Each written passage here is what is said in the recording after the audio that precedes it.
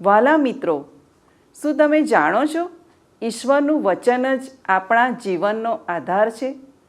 તે આપણા જીવનને માર્ગદર્શન અને દોરવણી પૂરી પાડે છે. જેઓ ઈશ્વરના નિયમ પ્રમાણે જીવન જીવે છે તેઓ કદી ઠોકર ખાતા નથી.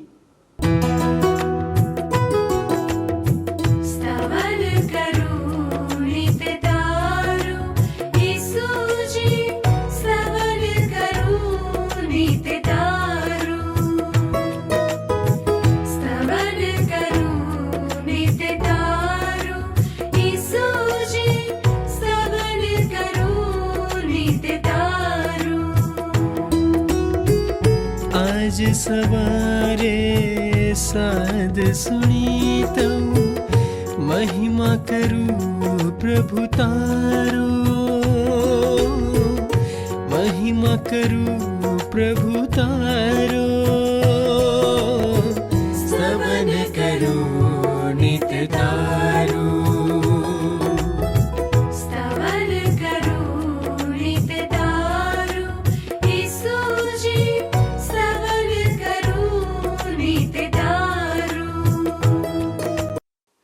પ્રિય મિત્રો, ફરી એકવાર સ્તવન કાર્યક્રમના માધ્યમ દ્વારા આપને મળવું તે મારા માટે અત્યંત હર્ષની વાત છે.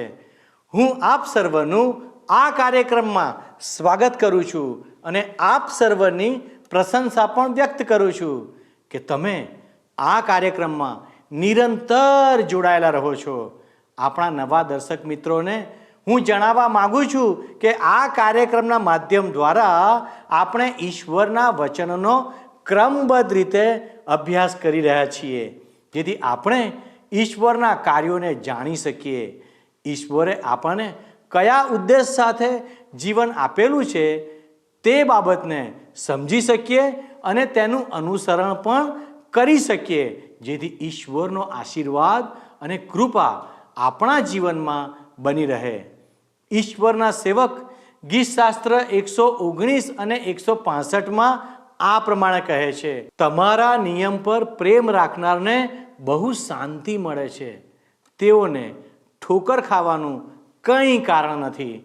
ઈશ્વરનો નિયમ જ આપણા જીવનનો આધાર છે.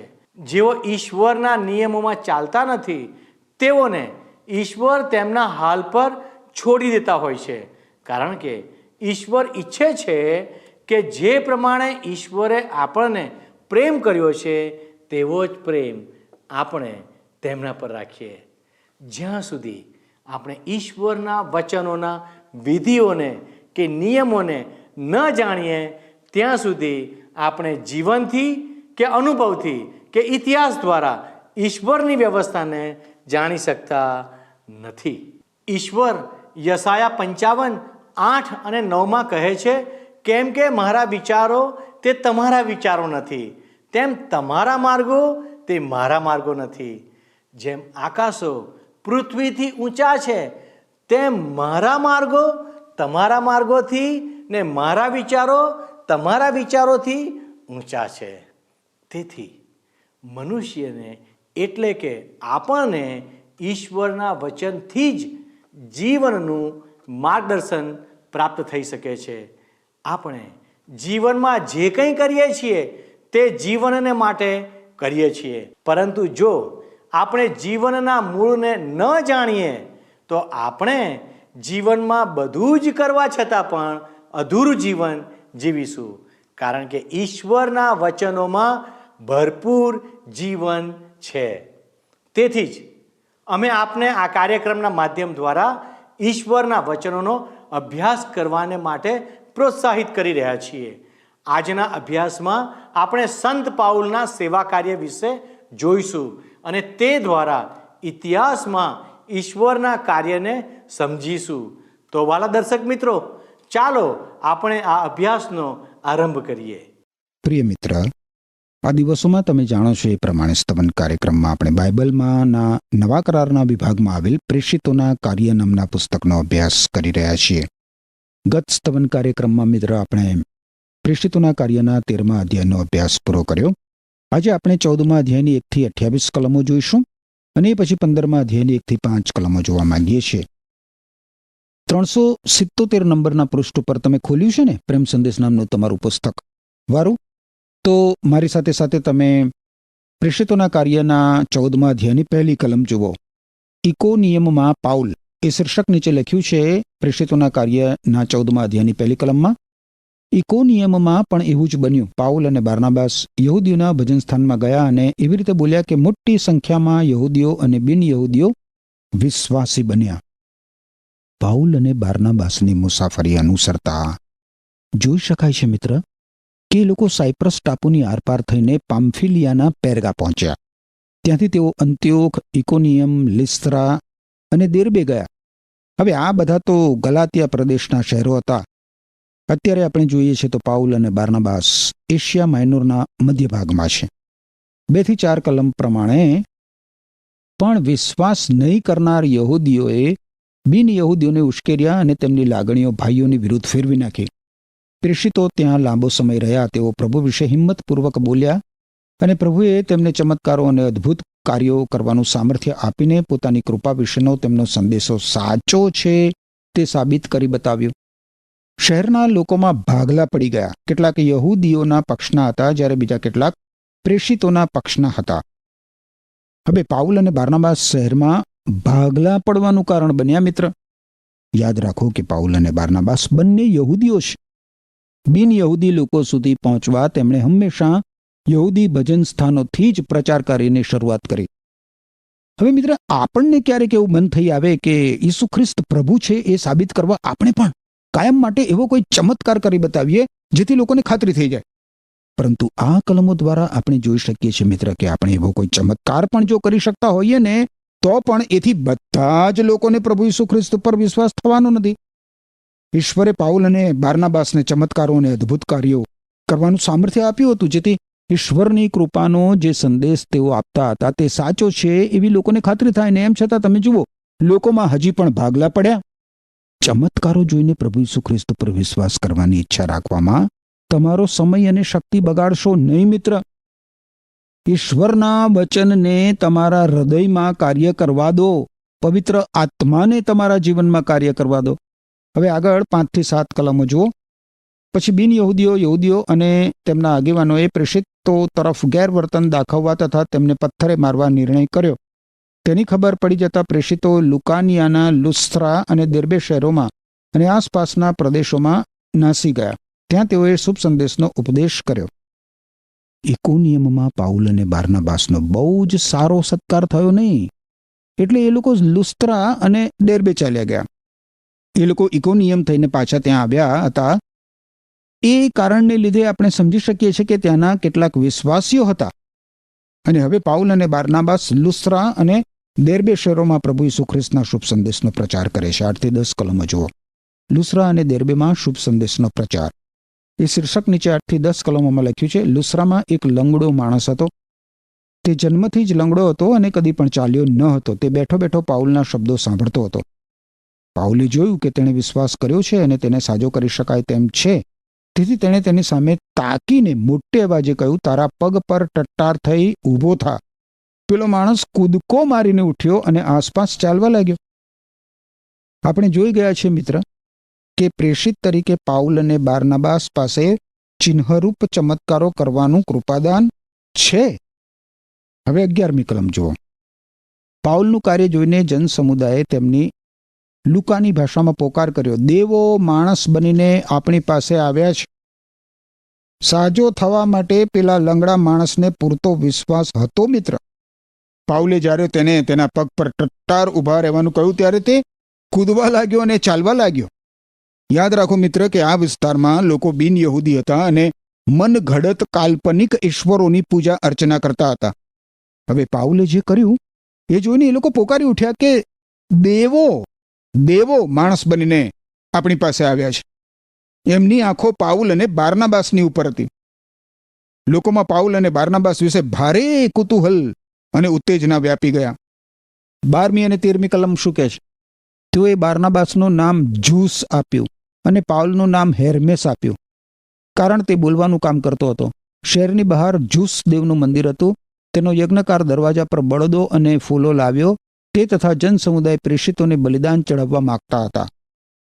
પાઉલ તેમની ટીમનો નેતા છે, એ મુખ્ય ઉદ્બોધક છે. લોકો પાઉલ અને બારનાબાસનું દેવો તરીકે સન્માન કરવા માંગે છે. તમે જુઓ મિત્ર, એ લોકો ફુલહાર લાવે છે અને પાઉલ અને બારનાબાસ સમક્ષ બલિદાનો ચડાવવા માંગે છે. કેટલી બધી હાસ્યાસ્પદ વાત છે આ જુઓ. પાઉલ અને બારનાબાસનું આ લોકોએ ભવ્ય સન્માન કર્યું, પણ પછી એમાંના જ કેટલાક લોકો પાઉલને પથ્થરે મારશે. 14 થી 16 કલમો જુઓ. તેઓ શું કરવા માંગતા હતા તે પાઉલે તથા બારનાબાસે સાંભળ્યું ત્યારે તેમણે પોતાના વસ્ત્ર ફાડ્યા અને ટોળા મધ્યે દોડી જઈને બૂમ પાડી, ભાઈઓ, તમે એવું કેમ કરો છો? તમારી જેમ અમે માત્ર માણસ જ છીએ. તમે આ નિરર્થક બાબતો ત્યજીને આકાશ, પૃથ્વી તથા સમુદ્ર તથા તેમાંના સર્વને સર્જનાર જીવંત ઈશ્વર તરફ ફરો. તે માટે તમને શુભ સંદેશ જાહેર કરવા અમે અત્રે આવ્યા છીએ. 16મી કલમ જુઓ. ભૂતકાળમાં ઈશ્વરે બધી પ્રજાઓને પોતપોતાને માર્ગે જવા દીધી, પણ પોતાના પરિચયથી તેમને વંચિત રાખી નહીં. આ લોકો પાઉલ અને બારનાબાસની ભક્તિ પૂજા કરવા માંગે છે, પણ એ જોઈને પાઉલ અને બારનાબાસને અચંબો લાગે છે, આંચકો લાગે છે અને આઘાત પણ લાગે છે. પાઉલ અને બારનાબાસ એ લોકોના ટોળામાં દોડી જઈને જોર જોરથી બૂમો પાડીને એમને સમજાવે છે કે અમે પણ તમારી જેમ માત્ર મનુષ્ય જ છીએ. અમે દેવ નથી, અમે ઈશ્વર નથી. પાઉલ જન સમુદાયને આગળ શું સમજાવે છે જુઓ 17 અને 18 કલમ. પણ પોતાના પરિચયથી તેમને વંચિત રાખી નહીં, કારણ તે સારા કાર્યો કરે છે. તે તમને આકાશમાંથી વરસાદ આપે છે, વળી ખોરાક આપીને તમારા હૃદયોને ઉલ્લાસિત કરે છે. આવું કયા છતાં પણ પ્રેષિતો તેમને બલિદાન ચડાવતા લોકોને અટકાવી શક્યા નહીં. પાઉલ લોકટોળાનું ધ્યાન સત્ય સનાતન સર્જનહાર જીવંત ઈશ્વર તરફ દોરે છે. પાઉલ ગ્રીક લોકોની માન્યતા તરફથી અને તેમના મનગઢત કાલ્પનિક ઈશ્વરો તરફથી લોકોને દૂર લઈ જવા માંગે છે. પાઉલ એ લોકોને યાદ અપાવે છે કે ઈશ્વર કદી જ માણસોથી પોતાનું પ્રકટીકરણ છુપાવી રાખતા નથી. હવે 19મી કલમ જુઓ. પિસિદિયાના અંત્યોકથી અને ઇકોનિયમથી કેટલાક યહૂદો આવ્યા. તેઓએ લોકોના ટોળાને પોતાના પક્ષમાં કરી લીધા. તેઓએ પાઉલને પથ્થરે માર્યો અને તે મરી ગયો છે તેવું ધારીને તેને નગર બહાર ઢસડી ગયા. હવે આ કલમો વાંચીને આપણને આંચકો લાગે છે મિત્ર, આઘાત લાગે છે. આ લોકો કેટલા બધા બુદ્ધિહીન અને પવનથી ઉડતા ફોતરા જેવા છે. એક વખત તો એ લોકો પાઉલ અને બારનાબાસની દેવો તરીકે પૂજા ભક્તિ કરવા તૈયાર થઈ ગયા હતા, અને બીજે જ દિવસે એ લોકો પાઉલને પથ્થરે મારે છે. એ લોકોએ પાઉલ મરી જાય ત્યાં સુધી તેને પથ્થરો માર્યા, અને તે મરી ગયો છે તેમ ધારીને તેને શહેર બહાર ઢસડી ગયા. આ તો મિત્ર માનવ સ્વભાવ છે, માનવ સ્વભાવ.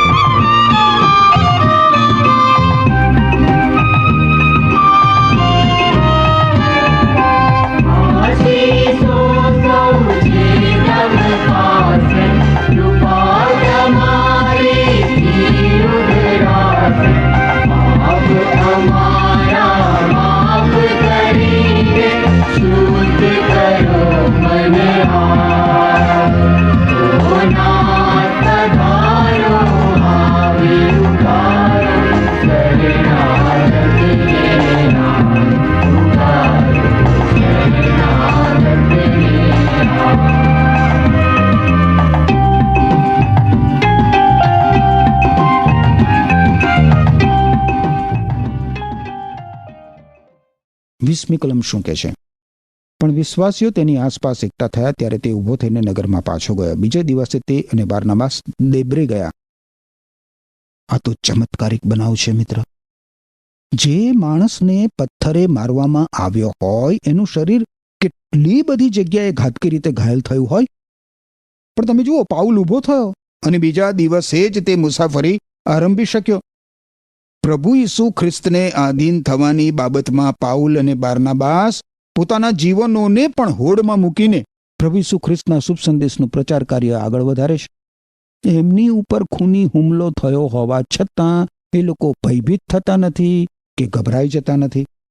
21મી અને 22મી કલમ આગળ લખે છે, સિરિયાના અંત્યોકમાં પાછા ફરવું એ શીર્ષક નીચે પાઉલ અને બારનાબાસે દેબ્રેમાં શુભ સંદેશનો પ્રચાર કર્યો અને ઘણા શિષ્યો બનાવ્યા. પછી તેઓ લુસ્ત્રા પાછા ગયા અને ત્યાંથી ઇકોનિયમ અને ત્યાંથી પિસિદિયાના અંત્યોક ગયા. તેઓએ વિશ્વાસીઓને દ્રઢ કર્યા અને તેઓને વિશ્વાસમાં દ્રઢ રહેવાનો અનુરોધ કર્યો. તેઓએ શીખવ્યું, ઈશ્વરના રાજમાં પ્રવેશવા માટે આપણે ઘણા સંકટોમાં થઈને પ્રસાર થવાની જરૂર છે. હવે જે શહેરોમાં તાજેતરમાં જ પાઉલ અને બારનાબાસ ઉપર હુમલાઓ થયા હતા અને તેમને ઘાતકી રીતે મારવામાં આવ્યા હતા અને ધમકીઓ આપવામાં આવી હતી, એ બધા જ શહેરોમાં વિશ્વાસીઓની મુલાકાત લેવા અને તેઓને પ્રભુ ઈસુ ખ્રિસ્ત પરના વિશ્વાસમાં દ્રઢ અને મજબૂત કરવા પાઉલ અને બારનાબાસ પાછા જાય છે. બારનાબાસ અને પાઉલને એ શહેરોમાં રહેલા જોખમોની ખબર હતી, છતાં તમે જુઓ, એ લોકો જાણતા હતા કે વિશ્વાસીઓને ઉત્તેજન આપવાની જવાબદારી એમની હતી અને એટલા માટે એ શહેરોની ફરી એ લોકો મુલાકાત લે છે. 23મી કલમ શું કહે છે? પ્રત્યેક મંડળીમાં તેમણે આગેવાનો નિમ્યા અને તેમને પ્રાર્થના અને ઉપવાસ કરીને જેમના પર તેમણે વિશ્વાસ મૂક્યો હતો તે પ્રભુને સોંપ્યા. આ શહેરોમાં પોતાના જીવનો જોખમમાં મૂકીને પણ મિત્ર પાછા ફરવા પાછળ પાઉલ અને બારનાબાસનો બીજો હેતુ એ હતો કે ત્યાંની મંડળીઓને વ્યવસ્થિત કરવો, ત્યાંની મંડળીઓને વ્યવસ્થિત કરવી અને આગેવાનો નીમવા. મંડળીઓમાં પાઉલ અને બારનાબાસે એવા આગેવાનોની નિયુક્તિ કરી જે વિશ્વાસીઓને તેમના વિશ્વાસમાં અને પ્રભુ ઈસુ ખ્રિસ્તે તેમને આપેલા નવા જીવનમાં વૃદ્ધિ પમાડી શકે. 24-28 કલમોમાં લખ્યું છે, પિસિદિયાના પ્રદેશમાં ફર્યા પછી તેઓ પામ્ફુલિયા આવ્યા. પેરગામાં સંદેશો પ્રગટ કર્યા પછી તેઓ અટ્ટાલિયા ગયા. ત્યાંથી તેઓ જળમાર્ગે અંત્યોક આવ્યા. જે સેવા કાર્ય તેમણે હાલ પૂરું કર્યું તે માટે તેમને અહીં જ ઈશ્વરની કૃપાને સહારે સોંપવામાં આવ્યા હતા. તેઓ અંત્યોખમાં આવ્યા એટલે તેઓએ મંડળીના લોકોને એકત્રિત કર્યા અને ઈશ્વરે તેમના સંબંધમાં જે કર્યું અને બિન યહૂદીઓ વિશ્વાસ કરે તે માટે તેમણે કેવી રીતે માર્ગ ખોલ્યો તે બધું તેમને કહી સંભળાવ્યું. ત્યાં વિશ્વાસીઓ સાથે તેઓ લાંબો સમય રહ્યા. પાઉલ અને બારનાબાસ અંત્યોકની મંડળીને તેમનો અહેવાલ આપવા તેમની શુભ સંદેશના પ્રચારની પ્રથમ સફર પૂરી કરીને પાછા અંત્યોક આવે છે, કારણ કે અંત્યોકની મંડળીએ જ એમને શુભ સંદેશના પ્રચાર કરવા માટે ઈશ્વરે ને સમર્પિત કરીને વિદાય કર્યા હતા ને. એમણે અંત્યોક આવીને પ્રગટ કર્યું કે ઈશ્વરે બિન યહૂદી લોકોને ઈસુ ખ્રિસ્તનો શુભ સંદેશ પહોંચાડવાનું દ્વાર ચોક્કસ ખોલી નાખ્યું છે. ખેર, આપણે હવે મિત્ર પ્રેષિતોના કાર્યના 15મા અધ્યાયમાં પ્રવેશ કરીએ. યરુશાલેમમાં મંડળીની પ્રથમ સભા એ શીર્ષક નીચે તમે જોશો તો પ્રેષિતોના કાર્યના 15મા અધ્યાયની પહેલી કલમમાં લખવામાં આવ્યું છે, યહૂદિયાથી કેટલાક માણસો અંત્યોક આવ્યા અને ભાઈઓને શીખવવા લાગ્યા, મોશેના નિયમશાસ્ત્રની માગણી પ્રમાણે તમે સુન્નત ન કરાવો ત્યાં સુધી તમારો ઉદ્ધાર થયો ગણાય નહીં. જોયું તમે? આ કલમમાં મિત્ર આપણને સમસ્યાનો મુખ્ય મુદ્દો જોવા મળે છે. હવે અહીંયા મૂળ પ્રશ્ન સુન્નતનો નથી. મૂળ પ્રશ્ન એ છે કે મુક્તિ પામવા માટે, પાપોની માફી પ્રાપ્ત કરવા માટે સુન્નત કરાવવી જ પડે કે નહીં? પાઉલ, બારનાબાસ અને મંડળીના અન્ય આગેવાનો માનતા હતા કે મોશેનું નિયમશાસ્ત્ર મહત્વનું છે, પરંતુ પાપોની માફી પ્રાપ્ત કરવા માટે, દુષ્કર્મોના બંધનોમાંથી મુક્તિ પામવા માટે એ પ્રથમ આવશ્યક બાબત નથી. નિયમ મુક્તિ અપાવી શકે નહીં. માત્ર પ્રભુ ઈસુ ખ્રિસ્ત પરના વિશ્વાસની મારફતે જ ઈશ્વરની કૃપાથી માણસને એના પાપોની માફી મળી શકે છે, એના દુષ્કર્મોના બંધનોમાંથી એ મુક્ત થઈ શકે છે. બીજી કલમ શું કહે છે? પાઉલ અને બારનાબાસને આ અંગે તેમની સાથે ઉગ્ર દલીલો સહિત વાદ વિવાદ થયો. તેથી એવું નક્કી કર્યું કે પાઉલ અને બારનાબાસ અને અંત્યોકથી કેટલાક માણસો યરુશાલેમ જાય અને આ બાબત અંગે પ્રેષિતો અને આગેવાનોને મળે. ઉદ્ધારના માર્ગ વિશે પાઉલે અને બારનાબાસે યહૂદીઓ સાથે ઉગ્ર દલીલો સહિત વાદ વિવાદ કર્યો. હવે આગળ શું બને છે તમે જુઓ. 3જી અને 4થી કલમ. મંડળીએ તેમને મોકલી આપ્યા અને ફોનેસિયા તથા સમરૂનમાં થઈને જતા જતા બિન યહૂદીઓ કેવી રીતે ઈશ્વર તરફ ફર્યા હતા તેનો અહેવાલ તેઓએ આપ્યો. આ સમાચારથી સર્વ ભાઈઓને પુષ્કળ આનંદ થયો તેઓ યરુશાલેમમાં આવ્યા એટલે મંડળીએ, પ્રેષિતોએ અને આગેવાનોએ તેમને આવકાર કર્યો અને ઈશ્વરે તેમના સંબંધી જે કર્યું હતું તે બધું તેમણે તેમને જણાવ્યું. હવે પાઉલ અને બારનાબાસે અંત્યોખની મંડળીને જે અહેવાલ આપ્યો હતો એ હવે યરુશાલેમની મંડળીને પણ આપે છે. પાઉલ અને બારનાબાસ મંડળીના લોકોને કહે છે, મંડળીના લોકોને શું કહે છે? અમે શુભ સંદેશનો પ્રચાર કર્યો છે અને ગલાતિયા પ્રદેશના લોકોએ પ્રભુ ઈસુ ખ્રિસ્ત પર વિશ્વાસ કર્યો છે. એ લોકોને મોશેના નિયમની કશી જ ખબર નથી, પણ એમણે પ્રભુ ઈસુ ખ્રિસ્ત પર વિશ્વાસ કર્યો અને એમને મુક્તિ મળી છે. પણ હવે જુઓ, ફરોશી પક્ષના વિશ્વાસીઓ શું કહે છે? 5મી કલમ. પણ ફરોશી પક્ષના કેટલાક વિશ્વાસીઓએ ઊભા થઈને કહ્યું, તેમની સુન્નત તો થવી જ જોઈએ અને મોશેનું નિયમશાસ્ત્ર પાળવાનું તેમને કહેવું જ જોઈએ. આ લોકો પ્રભુ ઈસુ ખ્રિસ્તના શુભ સંદેશમાં કશુંક ઉમેરવા માંગે છે, એમાં કશોક વધારો કરવા માંગે છે. જ્યારે જ્યારે મિત્ર કોઈ વ્યક્તિ પ્રભુ ઈસુ ખ્રિસ્તના શુભ સંદેશમાં કંઈક ઉમેરવાનો પ્રયત્ન કરે ને, ત્યારે ત્યારે એ પ્રભુ ઈસુ ખ્રિસ્તનો શુભ સંદેશ રહેતો નથી. કદાચ એ ધર્મ બની જાય અથવા તો બીજું કશુંક. પ્રભુ ઈસુ ખ્રિસ્તના શુભ સંદેશમાં કશુંક ઉમેરવાથી કે તેમાંથી કશુંક બાકાત કરવાથી એ પ્રભુ ઈસુ ખ્રિસ્તનો શુભ સંદેશ રહેતો જ નથી મિત્ર. દરેક માણસે વિશ્વાસ સહિત પ્રભુ ઈસુ ખ્રિસ્ત પાસે આવવું પડે. બીજી કોઈ રીતે તો પાપોની માફી મનુષ્યને મળતી નથી. દુષ્કર્મોના બંધનમાંથી છૂટવાનો બીજો કોઈ જ માર્ગ નથી.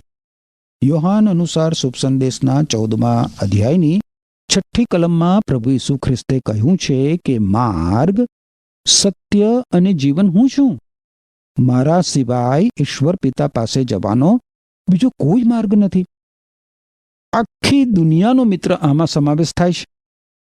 આખી દુનિયાને મિત્ર ઈશ્વર એક જ પ્રશ્ન પૂછે છે, મારો પુત્ર ઈસુ ખ્રિસ્ત તમારા માટે મૃત્યુ પામ્યો. તમે હવે પ્રભુ ઈસુ ખ્રિસ્તને કેવો પ્રતિભાવ આપો છો? ઈશ્વર આપણને એવો કોઈ પાઠ શીખવતા નથી મિત્ર કે તમે સુધરી જાઓ, કે તમે ધાર્મિક બનો, કે તમે પુણ્યકર્મ કરો, કે તમે ધાર્મિક ક્રિયાકાંડો કરો વગેરે વગેરે વગેરે, અને તમે બચી જશો, તમે ઉગરી જશો, તમે મુક્તિ પામશો. ના ના ના ના ના ના. ઈશ્વર તો મિત્ર એક જ પ્રશ્ન પૂછે છે, મારો પુત્ર ઈસુ ખ્રિસ્ત તમારા માટે મૃત્યુ પામ્યો. તમે ઈસુ ખ્રિસ્તને હવે કેવો પ્રતિભાવ આપો છો? ઈશ્વરના આ પ્રશ્નનો મિત્ર એક જ ઉત્તર છે, હા પ્રભુ, હા પ્રભુ, હું માનું છું કે પ્રભુ ઈસુ ખ્રિસ્ત મારા માટે મૃત્યુ પામ્યા. હું પ્રભુ ઈસુ ખ્રિસ્ત પર વિશ્વાસ કરું છું. ઈશ્વરના એ પ્રશ્નના તમારા ઉત્તર ઉપર મિત્ર તમારું અનંત આત્મિક ભાવિ અવલંબે છે. ઈશ્વરને તમારો ઉત્તર શો છે મિત્ર? શું એવો ઉત્તર કે હા પ્રભુ, હું માનું છું કે પ્રભુ ઈસુ ખ્રિસ્ત મારા માટે મૃત્યુ પામ્યા. હું પ્રભુ ઈસુ ખ્રિસ્ત પર વિશ્વાસ કરું છું. યાદ રાખો મિત્ર, બાઇબલમાંના ઈશ્વરના પવિત્ર વચનોમાંથી અનેક વખત અને આજે પણ પ્રેષિતોના કાર્યના પુસ્તકના 14મા અધ્યાય અને 15મા અધ્યાયની જે કલમો આપણે જોઈએ એમાંથી પણ આપણને ઈશ્વરનો એ દિવ્ય સત્ય સનાતન પ્રકાશ પ્રાપ્ત થયો જ છે. અને એ પ્રકાશ તો એમ કહે છે કે પ્રભુ ઈસુ ખ્રિસ્ત મનુષ્યના પાપોને કારણે મૃત્યુ પામ્યા, મનુષ્યના પાપોનો દંડ ભરપાઈ કરવા માટે. તમે બાઇબલમાં નવા કરારના વિભાગમાં રોમન લોકોને લખેલો પત્ર જુઓ તો એના 3 અધ્યાયની 25મી કલમમાં લખ્યું છે કે ઈશ્વરે ઈસુ ખ્રિસ્તને બલિદાન થવા અર્પ્યા. ઈસુ ખ્રિસ્તના મરણ દ્વારા ઈશ્વરનો મનુષ્યના પાપની વિરુદ્ધનો કોપ દૂર થાય છે. અને એમ ઈસુ ખ્રિસ્ત પર વિશ્વાસ કરનાર માણસોના પાપ ઈશ્વર માફ કરે છે. આમાં માણસને પોતાની સાથે સીધા સંબંધમાં લાવવાનો ઈશ્વરનો હેતુ પ્રગટ થાય છે. અને એટલે મિત્ર, હું ફરીથી તમને એ કહેવા માંગુ છું કે આજે પણ ઈશ્વરનો આ દિવ્ય પ્રકાશ, પ્રભુ ઈસુ ખ્રિસ્તનો આ શુભ સંદેશ તમને પ્રાપ્ત થયો છે. અને એ શુભ સંદેશ તો એ છે મિત્ર કે પ્રભુ ઈસુ ખ્રિસ્ત, બાઇબલમાં લખ્યું છે એ પ્રમાણે, મનુષ્યના પાપોને માટે મૃત્યુ પામ્યા, એમને દફનાવવામાં આવ્યા. 3જે દિવસે પ્રભુ ઈસુ ખ્રિસ્ત પાપ ઉપર, શૈતાન ઉપર અને મરણ ઉપર વિજય પ્રાપ્ત કરીને ફરી સજીવન થયા.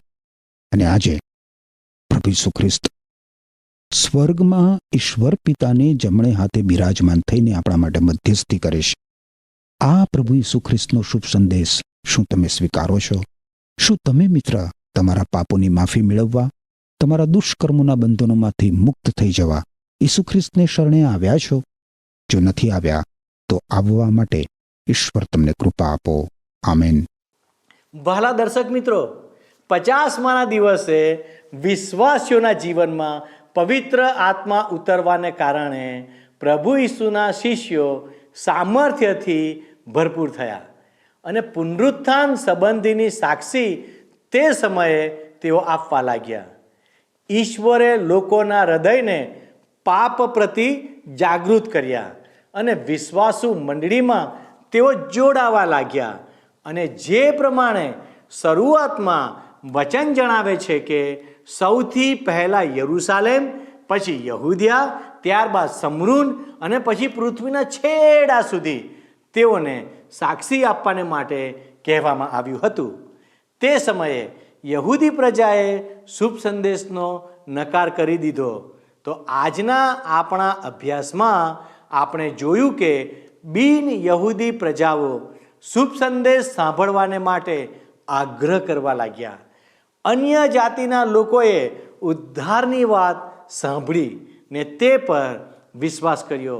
આ પ્રમાણે શુભ સંદેશ આપણા સુધી પહોંચાડવામાં આવ્યો. ઈશ્વરે ઇઝરાયેલી પ્રજાને જગતની સર્વ જાતિઓ મધ્યે શ્રેષ્ઠ બનાવી છે અને જ્યારે જ્યારે તેઓ ઈશ્વરના પ્રતિ વિશ્વાસુ રહ્યા છે ત્યારે ઈશ્વરે તેઓને આશીર્વાદિત કર્યા છે અને આજે પણ ઈશ્વર તે પ્રમાણે કરે છે. સર્વશક્તિમાન ઈશ્વરનો આ પ્રજા સાથે વિશેષ સંબંધ છે. ઉદ્ધાર એટલે કે તારણની યોજના તેમના દ્વારા આવી, પરંતુ તેઓએ તેને ઠુકરાવી દીધી. ઇબ્રાહીમને આપેલો આશીર્વાદ ઈશ્વરે ઈસુ ખ્રિસ્તના દ્વારા સંસારની સર્વ પ્રજાઓને માટે ઉપલબ્ધ કરાવી દીધો. સંત પાઉલ ઈસુ ખ્રિસ્ત ઉપર વિશ્વાસ કરતા લોકોને સતાવણી કરવાનો હતો, પરંતુ ઈશ્વરે તેના હૃદયનું પરિવર્તન કરી બિન યહૂદીઓ મધ્યે શુભ સંદેશના મર્મને જણાવવાને માટે વિશેષ રૂપમાં તેની પસંદગી કરી, જેથી શુભ સંદેશને વેગ મળે અને મનુષ્ય પાપમાં કે પાપને માટે નહીં, પરંતુ ઈસુમાં ઈશ્વરની ધાર્મિકતાને માટે જીવન જીવે. શું તમે આ ઉદ્ધારનો સ્વાદ ચાખ્યો છે? શું તમે આ બાબતની સાક્ષી આપો છો? જો ના હોય તો આજથી તમારા માટે અવસર તૈયાર છે. ઈશ્વર આપણને તે માટે યોગ્ય બનાવે. ઈશ્વર આપને આશીષ આપો. આમેન. મિત્રો, ગત પ્રશ્નોનો જવાબ છે બારનાબાસ અને સાઉલ. આજનો પ્રશ્ન: જન્મથી લંગડા માણસને કોણે સાજો કર્યો?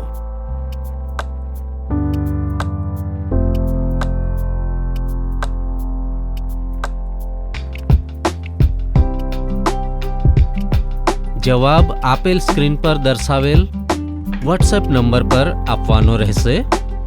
કાર્યક્રમ દરમિયાન પૂછેલા પ્રશ્નોનો સાચો જવાબ આપનાર વિજેતાઓના નામ દર મહિનાના પ્રથમ સોમવારે જાહેર કરવામાં આવશે.